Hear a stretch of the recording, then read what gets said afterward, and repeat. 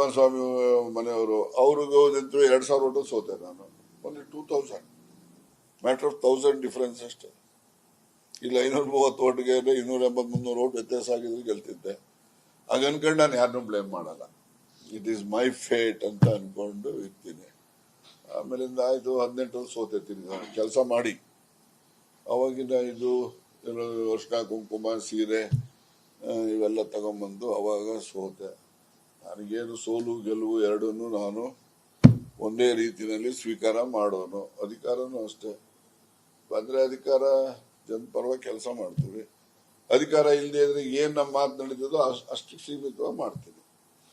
ಇದು ನನ್ನ ಕಳೆದ 50 ವರ್ಷದ ರಾಜಕೀಯ ಇತಿಹಾಸದಲ್ಲಿ ನಾನು ನಡೆದು ಬಂದಿರತಕ್ಕಂಥ ರೀತಿ. ಮತ್ತೆ ನಾನು ಯಾವತ್ತೂ ಸುಳ್ಳು ಹೇಳೋನು ಅಲ್ಲ, ಮೋಸ ಮಾಡೋನು ಅಲ್ಲ, ದುಡ್ಡು ಹೊಡಿಯೋನು ಅಲ್ಲ. ಗೊತ್ತಾಯ್ತಾ? ದುಡ್ಡು ಹೊಡಿಯೋನು ಅಲ್ಲ, ಸುಳ್ಳು ಹೇಳೋನು ಅಲ್ಲ. ಸ್ವಾರ್ಥಕ್ಕೋಸ್ಕರ ನಾನು ಯಾವತ್ತೂ ಸುಳ್ಳು ಹೇಳಿಲ್ಲ. ಬೇರೆ ಯಾರಿಗಾರ ಒಂದು ಅನುಕೂಲ ಆಗಲಿಲ್ಲ ಬೇಕಾದ್ರೆ ಒಂದು ಸುಳ್ಳು ಹೇಳಿರ್ತೀನಿ.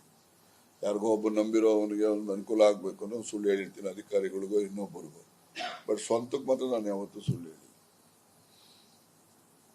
ಇದು ನಾನು ಬಂದಿರೋದು.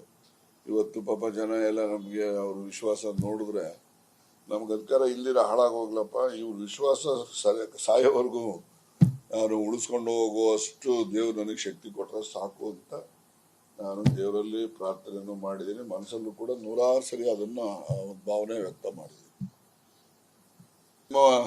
ಇವರೆಲ್ಲ ಬಂದ್ಬಿಟ್ಟು ಅವರೆಲ್ಲ ಅದೆಲ್ಲ ಬಂದಿದ್ರು ಎಲ್ಲ ಗಂಗಣಿಗೆ ಹೇಳು ಮನೆಗಳೆಲ್ಲ ಇವ್ರು ಮಾಡಿಸಿದ್ದು ಅಧ್ಯಕ್ಷ ಅವರು 24 ಗಂಟೆ ಒಳಗಡೆ ಮನೆ ಕೊಡ್ಸ್ತಾರೆ. ಇಲ್ಲಿ ನಮ್ಮಲ್ಲಿ ಒಂದು ಪಾಪ ಇದಾರೆ ಇಲ್ಲಿ ಪಕ್ಕದಲ್ಲಿ, ಅವರು ಈ ಮಂಡ್ರು ಕಾಲೋನಿ ಅಂತ ಕರೆಯೋರು. ಮಂಡ್ರು ಅಂತ ಹೇಳಿದ್ರೆ ನಾಯಕರ ಜಾತಿನಲ್ಲಿ ಪ್ರಿಮಿಟಿವ್ಸ್ ಅವರೇ ಒರಿಜಿನಲ್. ನಾವು ಈ ಕೋತಿ ಮಂಗನಿಂದ ಮಾನವ ಹೆಂಗಾದ ಹಂಗೆ ಇವರು ಮಂಡ್ರಿಂದ ನಾವೆಲ್ಲ ನಾಯಕರಾಗಿರೋದು. ಗೊತ್ತಾಯ್ತಾ? ನಮ್ಮ ಇನ್ಸ್ಟಿಂಕ್ಟ್ ಅಲ್ಲಿಂದ ಇರ್ತದೆ. ಪಾಪ ಅವರು ವಿದ್ಯೆ ಇಲ್ಲ, ಬುದ್ಧಿ ಇಲ್ಲ. ಇವನೊಬ್ಬ ಹೆಂಗೋ ಓದ್ಕೊಂಡ್ಬಿಟ್ಟಿದ್ದ ಇವನು. ನಾನು ಇವನಿಗೊಂದು ಯಾವ್ದೋ ಕೆಲಸ ಕೊಟ್ಟೆ, ಇವನು 10 ದಿವಸ ಕೆಲಸ ಮಾಡ್ದೆ, ಎಲ್ಲ ಹೊಡೋಗ್ಬಿಟ್ಟ. ತಿರ್ಗಾ ಆಮೇಲೆ ಬಂದ ಏನ್ ಮಾಡೋದು ಅನ್ಕೊಂಡು ತಿರ್ಗಾ ಅವನಿಗೆ ಅದೇ ಕೆಲಸ ಕಂಟಿನ್ಯೂ ಮಾಡಿಕೊಟ್ಟೆ. ಒಬ್ರು ವಿದ್ಯೆಗೆ ಹೋಗ್ತಿರ್ಲಿಲ್ಲ, ಮಕ್ಳೆಲ್ಲ ಭಿಕ್ಷಕ್ಕೆ ಹೋಗೋದು ಟೌನ್ಗೆ. ಅವರು ದೊಡ್ಡವರೆಲ್ಲ ಅಲ್ಲಿ ಇಲ್ಲಿ ಅವರು ಅದು ಮದುವೆ ಮನೆ ಅಲ್ಲಿ ಇಲ್ಲಿ ಕೆಲ್ಸಕ್ಕೆ ಹೋಗೋದು. ಈ ತರ ಬಡತನ. ಅವ್ರು ಮಲಗ್ಬೇಕಂದ್ರೆ ಪೈಪ್ ಹಿಂಗ್ ಬೆಂಡ್ ಮಾಡ್ಬಿಟ್ಟು ಅದಕ್ಕೆ ಸೀರೆ ಕಟ್ಕೊಂಡು ಮಲ್ಕೊಳ್ಳೋರು. ಅಲ್ಲೇನು ಹೆಗ್ಗಣ ಹಾವು ಏನ್ ಬಂದ್ರು ಅವಕ್ಕೇನು ಆಗ್ತಾನೆ ಇರಲಿಲ್ಲ ಇವ್ರಿಗೆ. ಅಷ್ಟು ಅವರು ಅಮಾನವೀಯವಾಗಿ ಜೀವನ ಮಾಡ್ತಾ ಇದ್ರು. ಇವ್ರ ಕಾಲದಲ್ಲಿ ಅವ್ರಿಗೆಲ್ಲ ಮನೆಗಿನೆಲ್ಲ ಕಟ್ಸ್ಕೊಟ್ಟು ಈಗ ಪ್ರತಿ ಮನೆಯಲ್ಲೂ ಸ್ಕೂಲು ಕಾಲೇಜ್ಗೆ ಹೋಗ್ತಾರೆ. ಪ್ರತಿಯೊಬ್ಬರು ಕೂಡ ಸಣ್ಣ ಪುಟ್ಟ ವ್ಯಾಪಾರ ಮಾಡ್ತಾನೆ. ಗುಜರಿ ಸಾಮಾನು ಇರ್ಬೋದು, ಇನ್ನೊಂದು ಇರ್ಬೋದು ಮಾಡ್ತಾನೆ. ಎಲ್ಲ 2 ವೀಲರ್ ಇಟ್ಕೊಂಡವ್ರೆ, ಮನೆಯಲ್ಲೆಲ್ಲ ಟಿವಿ ಹಾಕೊಂಡವ್ರೆ. ನೋಡಿದ್ರೆ ನನಗೆ ಬಹಳ ಸಂತೋಷ ಆಗ್ತದೆ. ಅಟ್ಲೀಸ್ಟ್ ಅಷ್ಟು ಕುಟುಂಬಗಳು ಇದರಲ್ಲಿ ಒಂದು ಅವರು ಕೂಡ ನಾಗರಿಕರಂತೆ ಜೀವನ ಮಾಡುವಂತ ವಾತಾವರಣ ಸೃಷ್ಟಿ ಆಯ್ತಲ್ಲ ಅಂತೇಳಿ ಖುಷಿ ಪಡೋದು.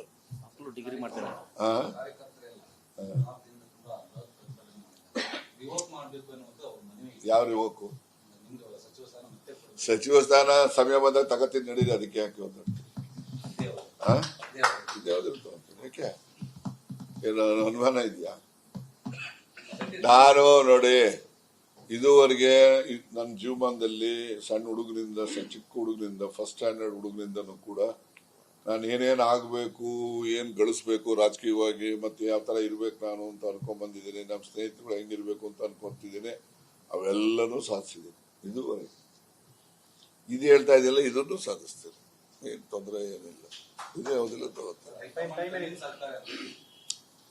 ಕನ್ವಿನ್ಸ್ ಆಗ್ತಾರೆ ಅಂತ ನನಗೆ ವಿಶ್ವಾಸ ಇದೆ. ಯಾಕೆಂದ್ರೆ ಅಲ್ಲಿ ಅಲ್ಲೊಂದು ಜನಗಳು ಕೆಲವು ಡೆಲ್ಲಿನಲ್ಲಿ ವಿರುದ್ಧವಾಗಿ ವ್ಯವಸ್ಥಿತವಾಗಿ ಮಾಡೋರು ಇರಬಹುದೇನೋ ಅಂತ ಅನ್ಕೊಂತೇನೆ. ನಾವು ವ್ಯವಸ್ಥಿತವಾಗಿ ಯಾರನ್ನಾದ್ರೂ ಮುಗಿಸ್ಬೇಕು ಅಂತಂದ್ರೆ ನಮಗೇನು ವಿದ್ಯೆ ಬರಲ್ಲ ಅಂತಲ್ಲ, ನಮಗೂ ಬರ್ತದೆ.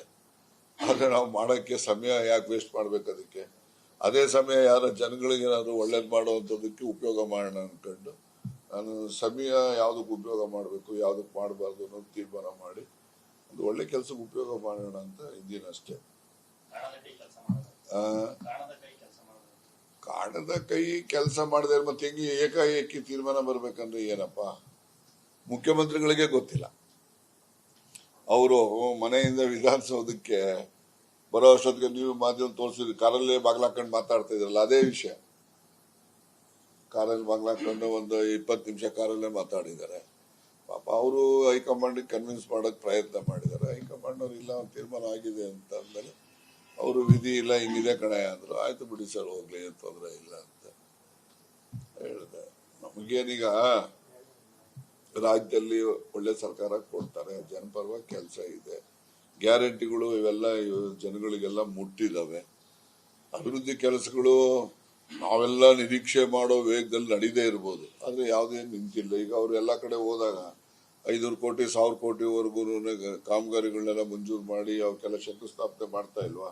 ಈಗ ನಮ್ಮಲ್ಲೂ ಕೂಡ ನೋಡಿ, ಕೆರೆಗೆ ನೀರು ತುಂಬಿಸೋದು 300 ಕೋಟಿ ಇದು ಕೆಲಸ, ಅದು ಈಗಾಗಲೇ ನಡೀತಾ ಇದೆ ನಮ್ಮಲ್ಲಿ.